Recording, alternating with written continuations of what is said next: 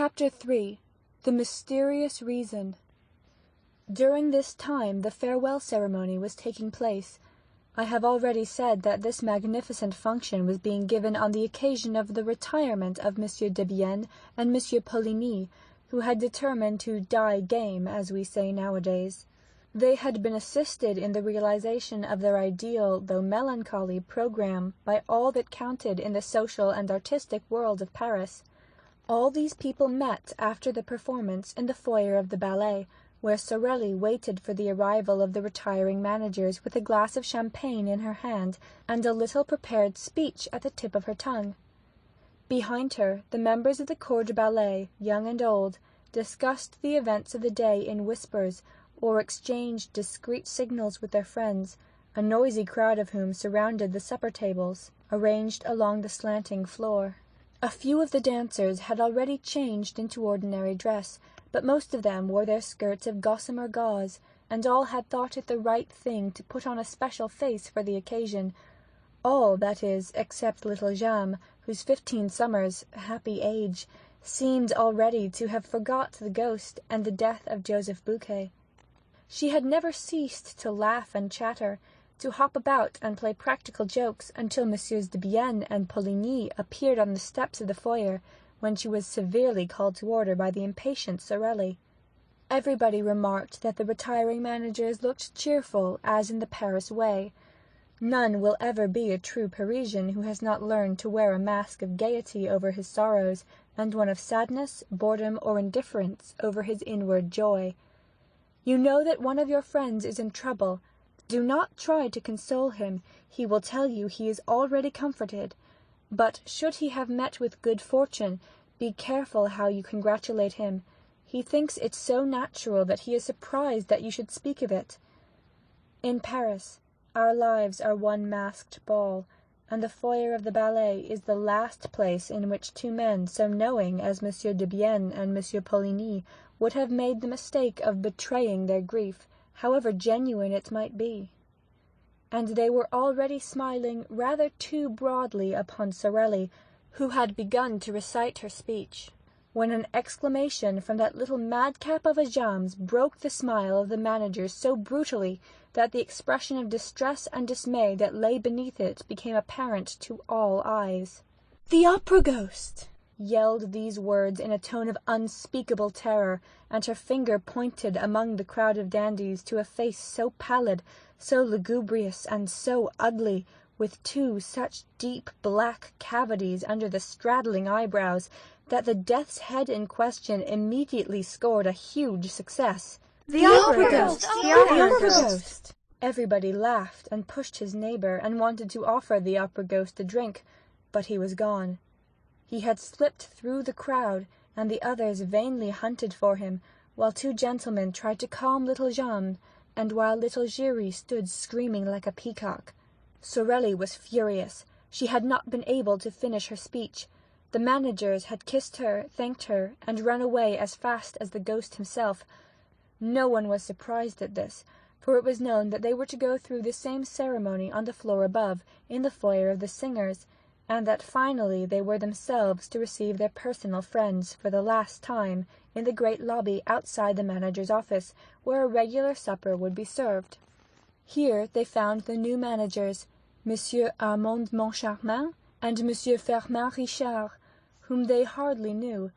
Nevertheless, they were lavish in protestations of friendship, and received 1,000 flattering compliments in reply, so that those of the guests who had feared that they had a rather tedious evening in store for them at once put on their brighter faces. The supper was almost gay, and a particularly clever speech of the representative of the government, mingling the glories of the past with the successes of the future, caused the greatest cordiality to prevail. The retiring managers had already handed over to their successors the 2 tiny master keys which opened all the doors, thousands of doors, of the opera house. And those little keys, the object of general curiosity, were being passed from hand to hand, when the attention of some of the guests was diverted by their discovery, at the end of the table, of that strange, wan, and fantastic face, with the hollow eyes which had already appeared in the foyer of the ballet, and been greeted by little Jeanne's exclamation, "The opera ghost!" There sat the ghost, as natural as he could be, except that he neither ate nor drank. Those who began by looking at him with a smile ended by turning away their heads, for the sight of him at once provoked the most funereal thoughts. No one repeated the joke of the foyer. No one exclaimed, "There's the opera ghost." He himself did not speak a word, and his very neighbours could not have stated at what precise moment he had sat down between them, but everyone felt that if the dead did ever come and sit at the table of the living, they could not cut a more ghastly figure. The friends of Firmin Richard and Armand Moncharmin thought this lean and skinny guest was an acquaintance of Debienne's or Poligny, while Debienne's and Poligny's friends believed that the cadaverous individual belonged to Firmin Richard and Armand Moncharmin's party. The result was that no request was made for an explanation, no unpleasant remark, no joke in bad taste which might have offended this visitor from the tomb.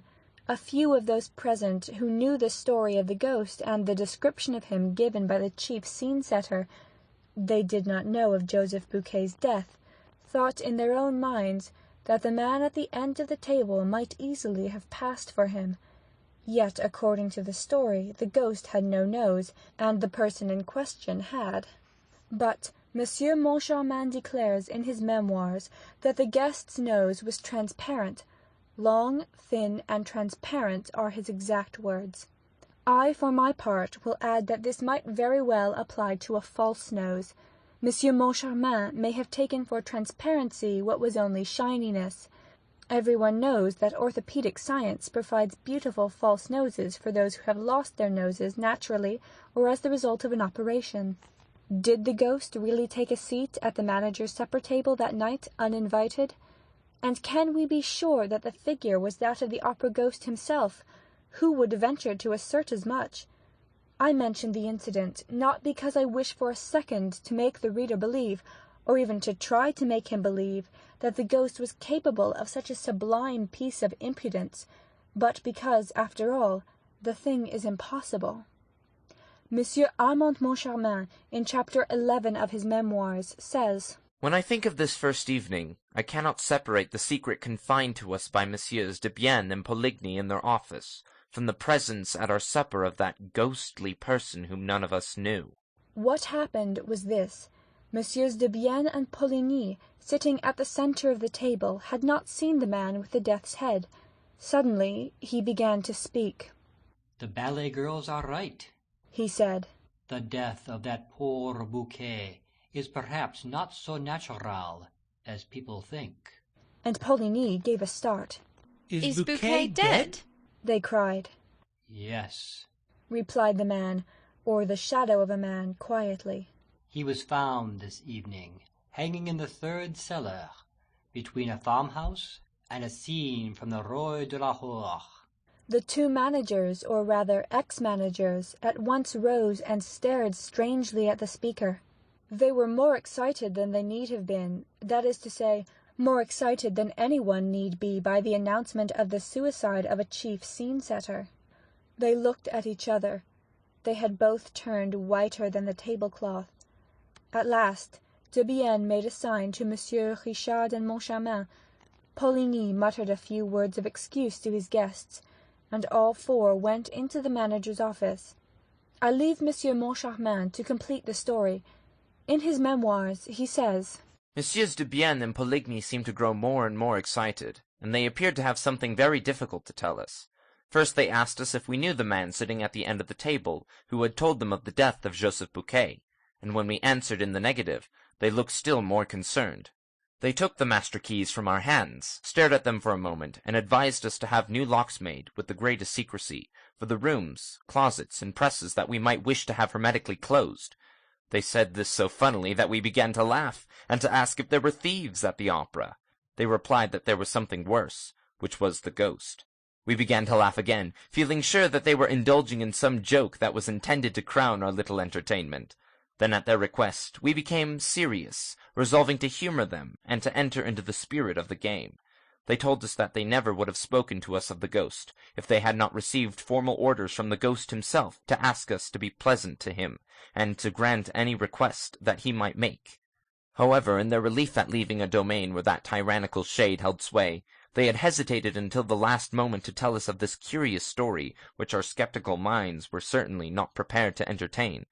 But the announcement of the death of Joseph Bouquet had served them as a brutal reminder that whenever they had disregarded the ghost's wishes, some fantastic or disastrous event had brought them to a sense of their dependence.